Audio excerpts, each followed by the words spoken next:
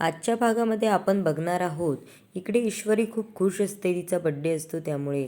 आणि अर्णवलाही तिला सरप्राईज द्यायचं असल्यामुळे अर्णवही खूप खुश असतो. नंतर ईश्वरी इकडे मनामध्ये विचार करत असते, तिला अर्णवला मनातलं सगळं काही सांगायचं आहे.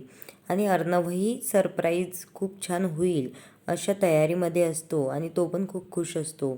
नंतर इकडे ईश्वरी नम्रतासोबत कॉलवर बोलत असते. अर्णव ते ऐकतो आणि तिला वाटत असते अर्णवने काही ऐकलं तर नसेल.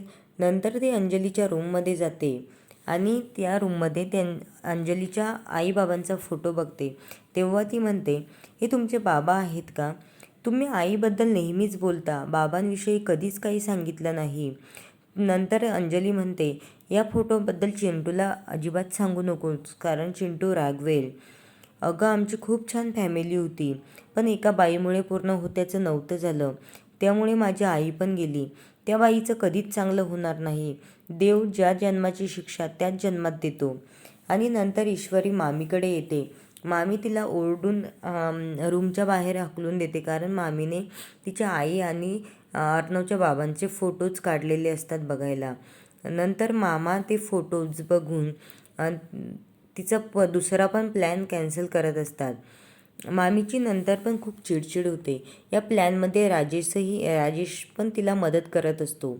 नंतर ईश्वरी तिच्या रूममध्ये येते आणि नम्रताला कॉल करते आणि ती म्हणत असते, अगं ताई, माझं अर्णव सरांवर खूप प्रेम आहे, हे मला त्यांना सांगायचं आहे. हे ऐकून नम्रता पण खूप खुश होते आणि ती म्हणते, आज खरंच सांगा ईश्वरी, नाही तुला नसेल जमत तर मी सांगते सरांना, आमच्या इशूचं तुमच्यावर खूप प्रेम आहे.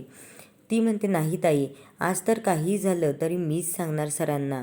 मला सरांना सरप्राईज द्यायचं आहे आणि त्यांना आय लव्ह यू पण म्हणायचं आहे.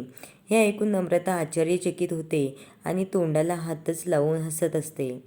नंतर इकडे आल्याच्या नंतर ईश्वरीचं बोलणं काही थांबतच नाही. त्यामुळे नम्रता म्हणते, आता तू तुझ्या तयारीला लाग, ठेवते मी. आणि नंतर ईश्वरी झोपेमध्ये स्वप्न बघत असते. ती अर्णवला सगळं काही सांगते आणि अर्णव तिला मिठीत घेतो. या स्वप्नात ती खूप दंगून जाते. नंतर इकडे सकाळी अंजली आणि ईश्वरी घरामध्ये येत असतात. तेव्हा त्यांना सरप्राईज देतात सर्वजण घरातले.